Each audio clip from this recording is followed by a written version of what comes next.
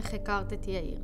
הכרתי את יאיר דרך אחותי ובעלה, שהם היו חברים שלו ויצרו את החבורה של שישי.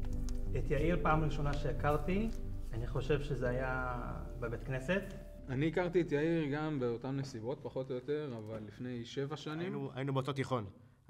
הוא היה בזין ואני הייתי בט' נראה לי או ביוד. מגיל מאוד צעיר אנחנו מכירים את יאיר, כי הוא היה קודם כל חלק מהחבורה. 2017, שהגענו לקו אילת, הוא המ"מ שלי באילת.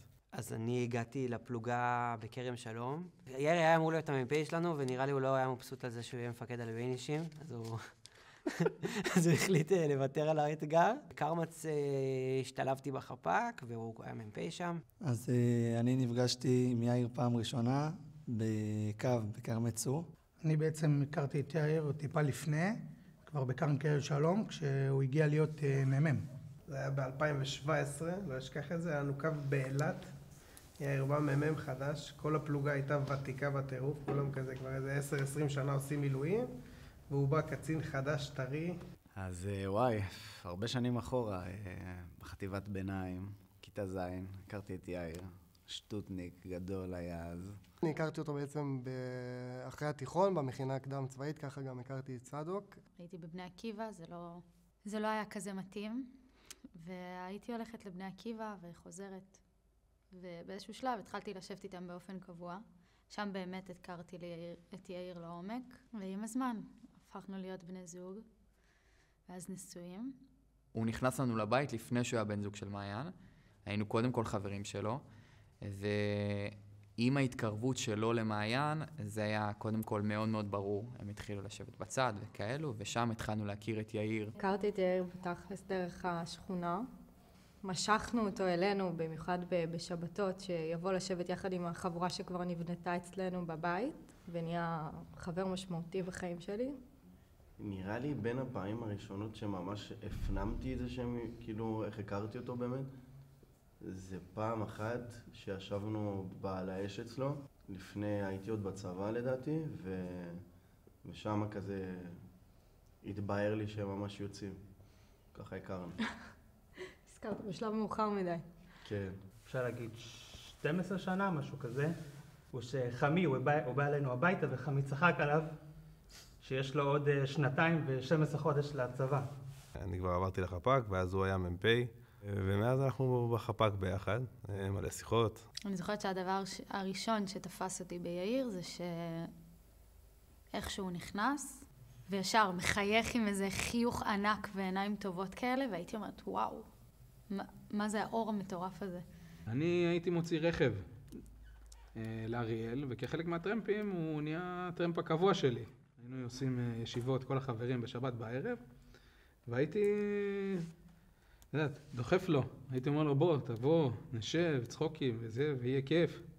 ולאט לאט הוא התרצה ובא, עד שהוא נשאר כל הזמן. אני שמעון, והוא יאיר, בבית ספר תמיד מההתחלה היינו חברים טובים. ואז בבית ספר היה לנו הד. ולא יודע איך זה התחיל, אז הוא היה צועק לי מלמטה, כאילו, במקום שמעון היה קורא לי ואני הייתי קורא לו יא. ומה זה נתפס, ואז כבר הדבקנו את כולם ויא.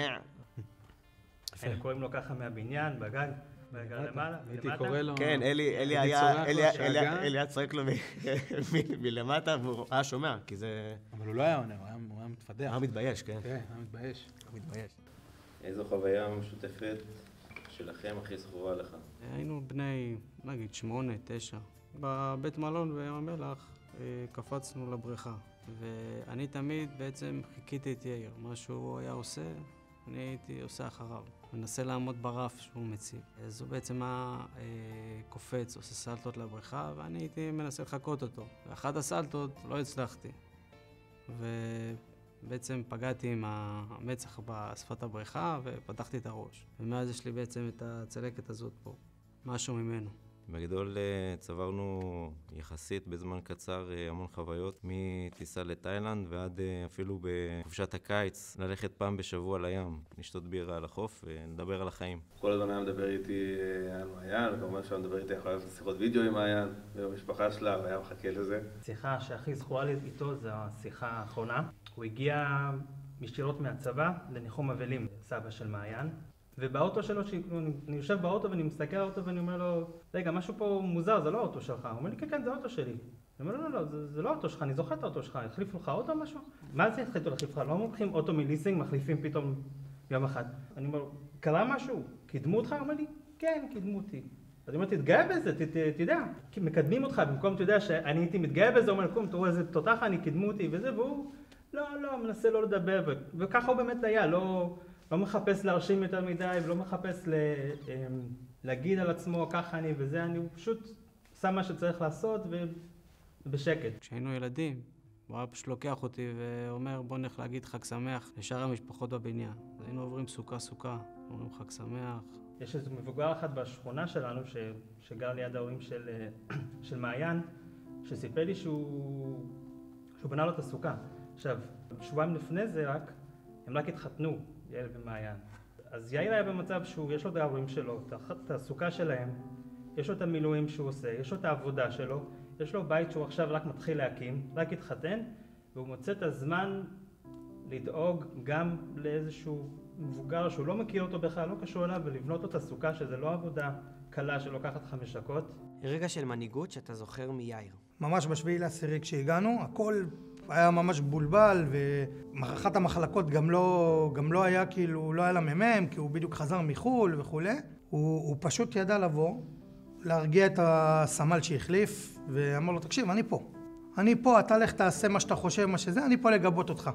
ובאמת כשהיה נקודות שאותו סמל קצת לא ידע מה לעשות וקצת התבחבש, יאיר ידע בה לקחת, להגיד לו, הנה תקשיב, בוא נעשה ככה וככה וככה, בלי לקחת לו את המקום, שזה כאילו הנקודה הכי חשובה פה, בלי לקחת לו את המקום. לפני הכניסה לעזה הראשונה שלחתי לו איזושהי סלפי, הם עוד היו בעוטף. חשבתי שהוא יגיד לי בהצלחה, או נדבר, או תשמור על עצמך. הוא פשוט שלח לי הודעה ארוכה שמסבירה למה הווסט שלי לא נראה מתואם, ולמה השפצור של הפיטי של הקשר צריך להיות מחובר ליד ולא כמו ששמתי. הוא היה חבר, והוא גם היה טוטלי נורא בכל מה שהוא עושה. בקרב שבו כל נפצע, אז יאיר מיד כאילו, אני נשארתי לטפל מאחורה, ויאיר ממש מיד כאילו רץ קדימה, פיקד על הדברים, ברגע השתלט על הסיטואציה, הבין מה צריך לעשות, בקור רוח ניהל את כל האופרציה, וזה הרגיש כאילו שיש לך מישהו שאתה יכול כאילו להגיד, לסמוך עליו. בשביעי שקפצנו, אז אני זוכר שהגענו לניר יצחק, אז הכל היה שוק, כאילו באמת, אף אחד לא יודע מה קורה, וכאילו כולם בהלם. נכנסנו לקיבוץ, והיו שם יחידות כאילו לוטר, יחידות רציניות, כאילו, כל הכבוד, אנחנו גדוד גבעתי כזה, אנשים פשוטים יותר, נקרא לזה ככה, ואני לא אשכח איך הוא בא, כאילו, התימני הקטן הזה, כאילו הוא נראה כל כזה ילד חמוד, נכנס איתם לשיחות, לקח פיקוד, פיזר אותנו, ישר השתלט על האירוע. בכרמי צור, כשלא הייתה לו ברירה, הוא לקח את תפקיד המ"פ, הוא לא רצה אותו, היה לו יותר מדי חשוב הדברים שיש בבית, הוא לא חושב שזה משהו, הוא ביקש ממני ממש, שאני אכנס ויהיה עם החיילים בשביל המורל. בשבת שלפני, אז הלכנו לבית המגד, הוא אמר לי, פז, בוא איתנו סיבוב ונלך לבית המגד, אז הלכנו בתוך עזה, וזה פשוט מדהים לראות שבן אדם שהוא לא רצה את התפקיד, הוא לא רצה להיות המ"פ, הוא יכל, היה לו את כל הכישורים, היה לו את כל היכולות, הוא לא רצה להיות המ"פ, אבל ברגע הזה שכל נפצע, זה פשוט היה תפור עליו. פשוט היה בתוך התפקיד, הוא ידע בדיוק מה הוא עושה, כאילו כל החיים התכונן ללהיות מ"פ. חבל, חשוד, התקרב לבתים ביום הראשון שהגענו. אני הייתי אז עם הכוח שלו, ואתה רואה כאילו, אתה הולך, ואתה רואה כאילו, אתה יודע שהוא יודע מה הוא עושה. יש אותנו ויש את החיילים שעושים את הסיור כאילו על הגדר. והוא היה אומר לנו, כאילו, אנחנו צריכים לשבת איתם בחוץ, כאילו, אפשר לשבת בדוד, בזה, נכון, מה, אני זוכר את זה. למה אתה הכי מתגעגע אליו כחבר או כמפקד? אני נראה לי הכי מתגעגע לציניות שלו. הסתכלתי קצת בשיחות שהיו לנו, וסתם ראיתי שיחה. התקשרתי למעיין באיזה 11 בלילה כדי לקחת רגע את האוטו, כי הייתה אצל יאיר. ואז הוא כתב לי, מה נראה לך שאתה מתקשר ב-11 בלילה למעיין? אני עושה לו, נו יאיר, אל תשגע אותי, אל תשגע אותי. עושה לי, טוב, אין רכב. אני עושה לו, יאיר, נו, תגיד למען שתביא את הרכב עכשיו. ואז הוא אומר לי, איך אתה מדבר? או שאתה אומר סליחה או שאין רכב. ואז רק אחרי שאמרתי לה סליחה, הוא הביא לי באמת, הלכתי להביא ממעיין את הרכב. קודם כל, לצחוקים. צחוקים בתוך חברים, עוד חברים שאת גדלו ביחד מזמן, יש להם כאילו דברים שהם עברו ביחד. לכל הטיולים שלנו, לכל היציאות, כל דבר קטן, כאילו, בעיקר השיחות. הוא לא היה מדבר הרבה, אבל כשהוא היה מדבר, או שזה הולך למשהו מאוד רציני, או שזה הולך כאילו לכיוון של הצחוקים. בעיקר, אני מתגעגע, זה יישמע קצת את זה, אבל שהוא היה קורא לי זה ממש חסר לי, לשמוע את זה. עם הקול, עם הניואנס של אני חושב שאני הכי מתגעגע אליו, זה לימי שישי בערב. יאיר רצה ללכת לישון, ומה אמרנו לו? 5 דקות. עוד 5 דקות. אבל מעיין, זה. והוא נשאר איתנו בסוף, והוא נשאר איתנו עד מאוחר. כל חופש, לא משנה חול המועד, פסח, סוכות, יום העצמאות, היה לנו גם בחבורה עונת יום הולדת כזאת, שהרבה מאיתנו יש לנו יום הולדת ביחד. כל האירועים היו מתרכזים בגג שלו, הם יושבים אצלו בגג, עושים שם על האש, עניינים. פורים, הכל היה קורה. כל אירוע שאפשר לעשות. זה ודבת, ברית, מה שקיים. כל אירוע היה על הגג של יאיר, והיה מאוד חשוב לו הניקיון גם אחרי זה. היה לנו תפקידים, לי היה תפקיד של לנקות את הנורות. אתה מגרף, אתה מוריד את הגרילנדות. הייתי צריך לנתק את המנורות, וגם אחרי שסיימנו את הניקיון, הייתי תופס אותו למחרת, עוד פעם מנקה. ועכשיו כל חג כזה וכל אירוע כזה וכל יום הולדת פשוט מרגיש ריק. נולדה לי ילדה ב-29 לדצמבר, ומבחינתו זה בכלל לא הייתה שאלה, כאילו של ברור שאתה הולך הביתה. זה לא, בכלל אין פה בכלל דיון, אתה הולך הביתה, אתה גם לא חוזר. למרות שאני עוד עם עצמי הייתי בדיונים של כזה, אולי אני אחזור פה, אחזור שם, והוא מבחינתו אמר, משפחה כאילו זה קודם לכל. תמיד נתן לי גב, הוא איפשהו גם, אפשר להגיד, הציל לי את החיים בזה שהוא שחרר אותי הביתה. היה מפקד שהוא גם חבר שתמיד דאג לי. הסתובבתי בפלוגה בתחושה שיש מישהו שדואג לי. הוא היה מסביר לנו על כל מיני ליקויים שיש באיזה מבנה שהוא ראה, והוא חושב שצריך לעשות ככה וככה. השילוב של יאיר כבן אדם שמאוד מאוד דואג לך, וכאילו שם בשבילך, הוא כאילו תמיד כאילו ידאג לכל הצרכים שלך, ולאמץ ולעודד את התחושה של האכפתיות הזאת. זה דבר שהיה מאוד מאוד חזק, ואני מתגעגע עליו כחבר שהוא מפקד, אבל גם מהצד השני את היכולת להגיד, אוקיי, אני מחליט. הפיקוד הזה שהוא ברובו היה בלי מילים. כאילו אפשר לספור, לא יודעת, הפעמים של הדברים שהיה צריך להגיד, כי עצם ההופעה ועצם מספיק איזו אמירה אחת ולהבין כבר מה הוא רוצה. הכוח שבשקט, הוא תמיד היה שקט, אבל תמיד היה הכי נוכח. אני מתגעגע האמת לישירות. יאיר, עם כל כמה שהוא חבר והכל, הוא ידע גם לבוא לעשות הקאט, לפעמים די קשה. כשאמרו לה משהו לא התאים לו, הוא לא היה מייפייף את זה. הוא היה אומר לך, תקשיב, זה פה עשית לא טוב, לא כמו שצריך, אולי נשב נעשה את זה אחרת, ומהצד השני, גם המחמאות שהוא ידע לתת והמילה טובה שהוא ידע לתת, היו פוגעות בדיוק ונותנות לך להמשיך כאילו את היום ואת כל האירועים בצורה הכי טובה. אני חושב שהוא נהרג בפברואר, נכון? 12 לפברואר, ומיד זמן קצר אחרי זה היה פורים. כן. מה זה? חודש. כן. זה הדבר הכי, כאילו, אולי הכי זעזע אותי, אני חושב. כי זה היה ברור, ואני זוכר שדיברתי עם שמעון לפני, מה אנחנו עושים אחרי התפילה? כאילו זה היה רוטינה שאנחנו באים לתפילה, הולכים לתפילה וישר הולכים אליו לארגן את הדברים. אני הולך להתאפר ולהתחפש. כן. אנחנו היינו עולים אליו ישר אחרי התפילה, הולכים אליו, עולים למעלה ומתחילים לארגן, כי כולם עוד שנייה באים אחרי ואז אני אומר לשמעון, אני זוכר את השיחה הזאת, אני אומר לו, שמעון, מה אנחנו עושים עכשיו אחרי התפילה? אנחנו מסתכלים אחד על השני ואנחנו אומרים, אני זוכר את זה כבוקס בבטן. כן. השאלה היא למה אתה הכי מתגעגע אליו, ואין משהו ספציפי. אני חושב ביאיר... זה פשוט הכל. כן. לכל המכלול של הבן אדם. כן. תפס חלק ניכר בחיים שלנו. היינו גם חבורה אינטנסיבית. כאילו נוצרה חברות של ממש ברמה של כאילו ב7 שנים, אפילו זה, נהיינו מלווים אחד של השני בחתונות, ומשפחה. אז אין רגע או משהו שאתה הכי מתגעגע אליו, זה מכלול.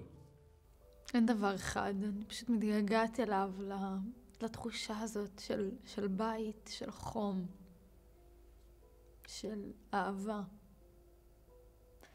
של מישהו שהוא לא משנה איפה תהיי איתו, הוא יהיה לך בית. איפה שלא הייתי איתו, גם אם זה היה בג'ונגל, אני כל הזמן אומרת את זה.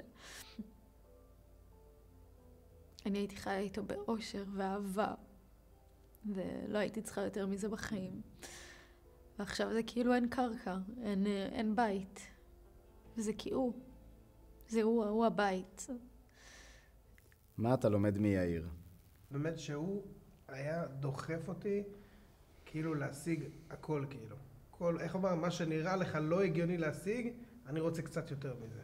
אני חושב שבמיוחד מה שלי יש הכי הרבה ללמוד מיאיר, זה הכלילות והשמחת חיים. והוא יודע גם ליהנות ממש מהדברים הקטנים. כי הוא תמיד היה באווירה טובה, והוא תמיד היה מקליל את המצב, ועושה שטויות, רוקד עם פאה. זה באמת, הכל היה ברגוע. אני לא זוכר, אולי פעם אחת בכל התקופה שהכרתי את יאיר, שבאמת ראיתי אותו עצבני על משהו. משהו ביחס להורים שלו תמיד היה תופס אותי. ראוי ללמוד ממנו. זה הרבה פעמים, שם זה באמת איזשהו משהו. יש המון דברים, בזה ספציפית הייתי שמח להתקרב לאיך שהוא היה. זה כבוד מאוד גדול להורים, וכיבוד הורים שלא רואים אצל הרבה אנשים. אכפתיות כלפי האחים מאוד, כלפי האחיינים. זה היה קשר מאוד, מאוד בריא, מאוד אוהב. אני חושב שלמדתי מיאיר, בעיקר גם מסיפורים של מעיין, זה כיבוד הורים. זה בעיניי מטורף שברגע שאתה הכי גמור ושאין לך כוח לכלום, אז רגע אתה עוצר מלהסתכל על עצמך, ואתה מסתכל רגע על האחר, באמת כאילו. במיוחד עם ההורים שלו, ובכללי נראה לי עם אנשים. אם יש משהו שבאמת אמרתי, אני אנסה לקחת ממנו משהו אליי, זה ליהנות מהדברים הפשוטים. מבחינתו, רוגלח טוב מבני ברק, זה היה פסגת הקולינריה. הוא היה לוקח רוגלח ומתענג עליו. הוא היה מתבאס עליי שאני לא מממש את הפוטנציאל שלי. הוא תמיד אומר לי, תעשה עם עצמך משהו, כאילו, אתה יכול יותר, יש לך, אני מכיר אותך, עכשיו אני כאילו מה שהאמין בי. הוא כן היה שם בשבילי לדרבן אותי בכל מיני מצבים בחיים, מהצד היותר, בוא נגיד, מכווין. זה לא משנה, כאילו, מי אתה ומה אתה ומאיפה הגעת, כל עוד אתה מאמין בעצמך ואתה יודע את היכולות שלך, אז השמיים זה הגבול. פשוט היה הכי טוב בכל פוזיציה שהוא היה. הדוד הכי טוב, האח הכי טוב, הבן הכי טוב. אני חושב שזה בן אדם שבאמת, באמת היה קרוב למושלם במידות שלו. ספר לנו רגע מצחיק עם יאיר שמעלה לך חיוך. עלינו על מונית בבנקוק. אמרנו לנהג מונית שאנחנו רוצים מסיבה, מועדון, משהו. הוריד אותנו ליד איזה מועדון, הוא הצביע לנו גם על איזה מועדון. מעט נשים, הרבה גברים. לא עלה בדעתנו איזה משהו. כשנכנסנו, באו אלינו ישראלים, אמרו, נכון, אתם ישראלים? אמרנו, כן. ואז הישראלי התקרב אליי עוד פעם, הוא אמר, נכון, אתם לא שייכים למקום? ואז כזה, אנחנו מסתכלים כזה עליו, עלינו כזה, מה הוא רוצה מאיתנו? ואז הוא אומר לנו, זה מועדון גייז. באותו רגע אמרנו, יאללה, בוא נלך מפה, ואז הסתובבנו בבנקוק קצת. הוא פשוט היה לוקח את הקופסה של הקסמי שיניים, קופסה כזאת עם הברגה מתחת, הוא היה פותח את ההברגה, מניח את הקופסה עם המכסה על השולחן, ופשוט היה מחכה שמישהו ירים את הקסמים. וכשמישהו היה מרים, הוא היה אומר, יופי, הוא אומר כזה כמו איזה תימני זקן. יש לנו חבר משותף שהוא התחתן לפני 12 שנה, משהו כזה. עכשיו, באותה תקופה, ההורים שלי הביאו את האוטו החדש. עכשיו, אתה יודע, חתונה, ילדים וזה, היינו בני 20 וכמה, 20 וקצת. עכשיו, אני פעם הייתי יכול לשתות הרבה. והוא אומר לי, עושה לי כפרה עליך, מה זה חזור, כפרה עליך, אתה בסדר? אתה לא... זה, עושה לו, כן, מה יש לך? הכל טוב, יאללה, עליי, מה אתה רציני? טוב, נוסעים בזה, עכשיו אני רגיל, הכל טוב. פתאום עלה לי דפקתי לו שפריץ על כל האוטו של קי. הוא פשוט, הוא היה ככה. אני לא מאמין לך. זה אוטו חדש. אתה אמור כאילו לגמור אותי. הוא עושה לי שם, לא באמת, אבל אמרתי לך, למה אתה עושה לי ככה שם?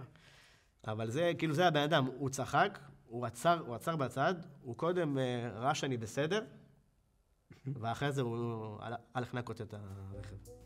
אני ואירה צחקנו המון בזוגיות שלנו, והרבה מהזוגיות היה שאני משתפת אותו בדברים, והוא מקשיב ועוזר לי להתלבט ולבחור מה הדבר שהכי נכון לי.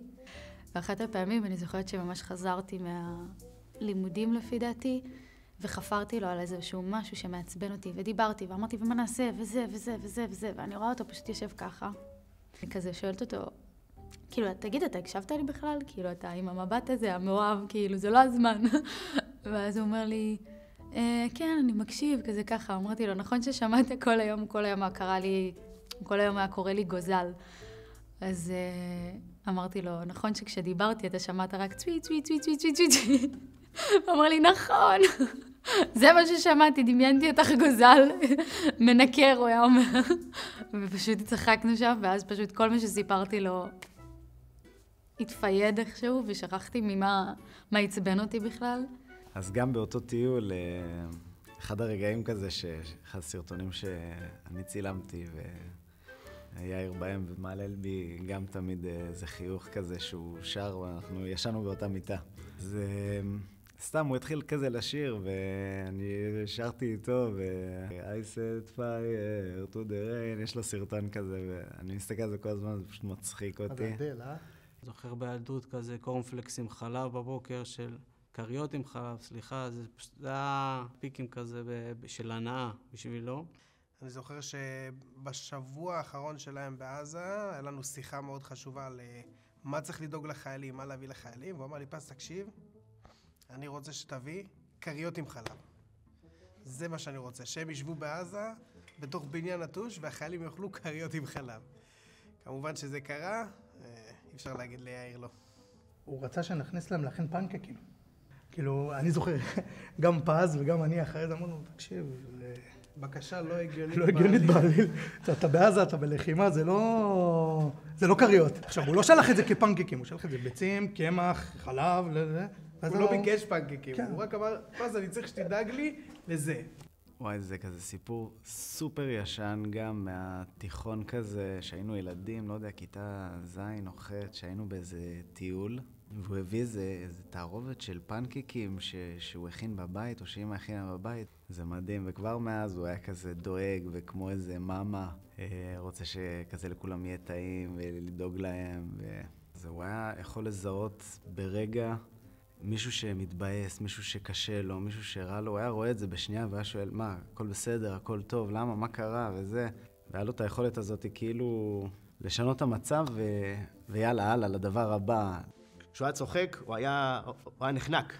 יום אחד הוא מתקשר אליי, והוא אומר לי, עכשיו הוא מתקשר אליי, והוא לא מצליח לדבר מרוב שהוא צוחק. הוא מספר לי, אני במקלחת, ופתאום אבא שלו, חביב, בא אליו לזה, דופק לו. יאיר, מישהו מתקשר אליך, שין, עין, עין, עין, עין, עין, עין, ככה הוא מסביר לו, הוא התקשר, הוא פשוט בכה לי בטלפון. בכה. קצת מצחיק להגיד שהוא חסר לי כשאני במקלחת, אבל... וזה גם אחד הרגעים שבו הוא מאוד חסר לי. בערב שישי תמיד היה לנו איזשהו הסדר כזה, שאני בערב שבת נכנס להתקלח, וכשהייתי יוצא החוצה, הוא היה שם בסלון שלי כבר, יושב שם. עם כוס סודה, מוזג לעצמו כוס סודה, יושב בסלון, וכשהייתי יוצא, הוא היה מסתכל עליי, פשוט הופך את השעון חול. סוג של מעמיד לי זמנים שאני צריך עכשיו להתלבש, ואנחנו צריכים לצאת כי אנחנו מאחלים לבית כנסת. הייתי מסתכל עליו והייתי אומר לו, אני בקצב שלי, כן, אתה לא... ואתה יודע, אני מתלבש, מתחיל, ופתאום אני מרגיש את הלחץ של השעון של הזמן שיש לי. ואיכשהו היה מצליח להכניס בי לעמוד בזמנים. אחרי איזה חצי דקה אני כבר רואה את עצמי מהר, מנסה להתלבש, למצוא, הוא שואל אותו, צועק לו, כמה זמן נשאר לי? והוא מחזיר לי בזמנים, והוא מצליח איכשהו לאטום אותי, בלי להגיד שום דבר, רק יושב שם והופך את השעון חול הזה, וזהו, ואני כבר מנסה לעמוד בזמנים. זוכר פעם אחת שישבתי לידו, הוא אמר, יאיש, בוא, אתה חייב לראות, תראה סרטון מצחיק. זה משהו כזה מתוק, כאילו, תצחק עם עצמך, כאילו, עזוב. לא, ללכת, כאילו, ולהעביר את הצחוק הזה ואת השמחה הזאת, יאללה, לעוד מישהו שגם יראה, שגם יצחק. מקרה אחד שהיה לנו בניר יצחק, שזה כאילו היה התלהבות על איזה שטות, היה לנו כל הזמן שם סיפורים על רחפנים והכל, כאילו שמגיעים. היה איזה מקרה שבאמת ראו משהו ממש קרוב אלינו, והוא פשוט התלהב על המטול. כלומר, אני הולך לקחת את אחרק, היה לנו אחרק שהוא מטוליסט, חמוד כזה, והוא פשוט היה בהתלהבות, הוא רץ, לא שואל שאלות, הכל טוב. רץ קדימה, לוקח, בא אלינו אחרי זה מתלהב. תקשיבו, הייתי ככה קרוב לפגוע. הוא לא היה קרוב. מהי הדרך שבה אתם ממשיכים את דרכו של יאיר? להנציח אותו להכיר את כל הטוב שהוא עשה בעולם. במילים, בשיתופים, בסיפורים, שכל מי שמכיר ידע עליו, על כמה הוא היה טוב, שישמעו את הטוב שלו.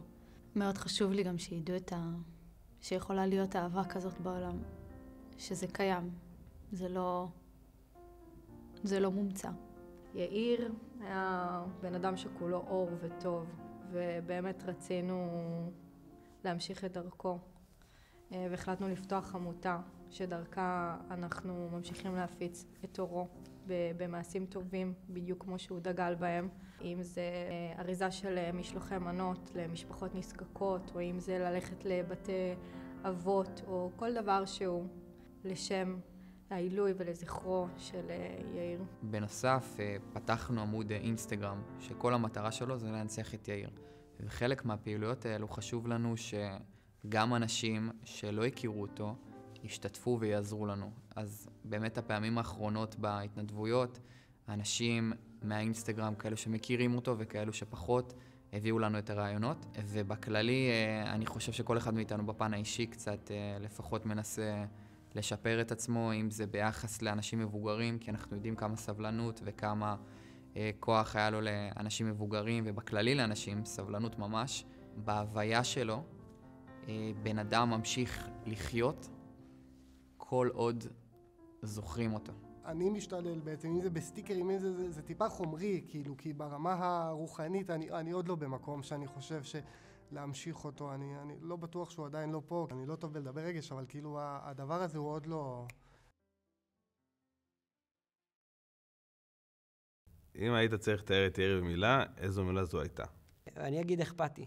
אכפת לו מהסביבה שלו, אכפת לו מעצמו, אכפת לו מהעם שלו, אכפת לו ממעיין. הוא באמת היה מאוהב בה, כאילו, זה משהו מדהים, וכמובן האכפתיות שלו מהמשפחה והכבוד, אז מבחינתי לומד ממנו המון בכל התחומים.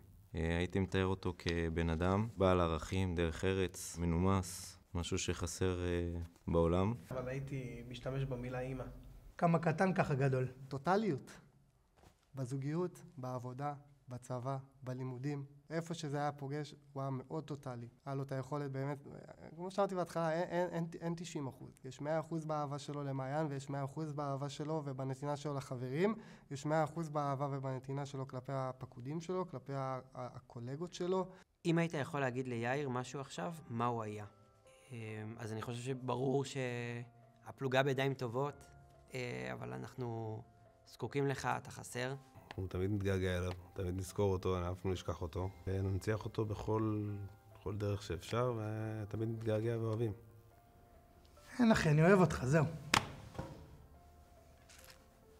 נותן לו חיבוק. אני באמת רוצה להגיד לו תודה, כי אני חושב שהוא שם אותי במקום אחר. אני לא... הייתי במקום ולא רציתי לעשות מה שנתנו לי לעשות.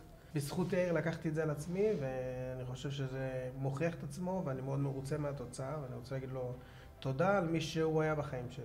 אני זוכר גם באמת שבפעמים הראשונות כזה, שכזה קבענו לשבת, אני הייתי כזה, אני אדבר עם יאיר. או לשלוח הודעה בוואטסאפ, ואז כזה רגע, אולי... כן, אז כזה... אגב, מתי השלב שמתחילים ללכלך עליו? כי כל הקיץ' הזה נהיה לי כבר קצת זה, אבל הייתי רוצה להגיד לו תודה. תודה שהוא היה שם בשביל אשתי כשאני לא הייתי יכול להגיד, תודה שהוא היה שם בחברות שלנו. בפרספקטיבה שהוא כבר לא פה, הייתי אומר לו תודה, והייתי שמח שיכיר את הבן שלי, אבל נבצר ממנו. יאיר היה מוערך, היה לו המון יכולות, והוא גם ידע כזה מה הוא שווה. הוא כאילו לא היה שחצן, אבל הוא ידע מה הוא שווה. והייתי אומר לו, זה... כמה אוהבים אותו. כמה חבר'ה באו כזה אז מהתיכון, אנשים שלא ראינו מעל 10 שנים קל. מהמכינה. גם מהמכינה מלא חבר'ה. עכשיו אני בטוח שהוא רואה מלמעלה כמה כולם אוהבים אותו וזוכרים אותו. קודם כל הייתי רוצה לצרוח כאילו, אבל כאילו עד שיצא לי הכל. הייתי רוצה להגיד לו תודה. כל מה שעשית, על כל מה שהיית, כמה היית אהוב, כמה היית עוזר, כמה היית נותן, כמה היית מפרגן. וגם הייתי רוצה להגיד לו, את האמת, סליחה, שבעזרת השם שאני אתחתן, אני מאוד מאוד אצטער שהוא לא יהיה בחתונה שלי, כי הוא מאוד היה רוצה את זה. גם לזה הוא משגע אותי. שאני מעריך אותו נורא, על כל מה שהוא עשה בשביל אחותי, וכל מה שהוא עשה בכללי בשביל אנשים, ובאמת להגיד לו פשוט תודה על מה שהוא היה חלק מהחיים של המשפחה שלו, של אחים, של אחותי, שלנו, של כולם. אני קודם כל הייתי נותן לו חיבוק גדול, והייתי אומר לו, אחי, אתה לא מבין מה עשית פה. כמה אנשים מכירים אותך, אתה לא מבין כמה אנשים שינו את אורח החיים שלהם לטובה בגללך, אתה לא מבין לכמה אנשים עזרת. הייתי נותן לו חיצת יד עם היד השרירית והקטנה שלו, עם האצבעות קבבה אלו, ופשוט אומר לו שאני מתגעגע אליו. כן, פשוט להגיד לו שהוא חסר כל כך. אני אוהבת אותך. חיים שלי. טוטי פרוטי. אני אוהבת אותך. זה משהו שהוא נאמר יותר מדי פעמים במהלך היום, אבל בא לי להגיד אותו רק עוד פעם אחת. הוא היה אהוב, הוא היה נאהב, והוא העניק אהבה. הוא ידע להעניק אהבה לכולם, הוא ידע איך לעשות את זה בצורה שלא תהיה כבדה, ובצורה שאתה תרגיש שאתה אהוב, שאתה הבן אדם הכי חשוב לו בעולם באותו רגע בחדר. הוא ידע להעביר את זה בצורה כל כך יפה ונכונה ולא מעיקה. הדבר הכי נכון שעשיתי. ההחלטה הכי טובה שלי. אז אהבה. זכיתי ביאיר. זכיתי להכיר את האדם הענק הזה. פשוט תודה לי, יאיר. תודה על הדבר הזה, תודה על מישהו בשבילי, תודה על החיים שלנו ביחד, תודה על כל שנייה, תמיד בלב שלי, לעד בלב שלי.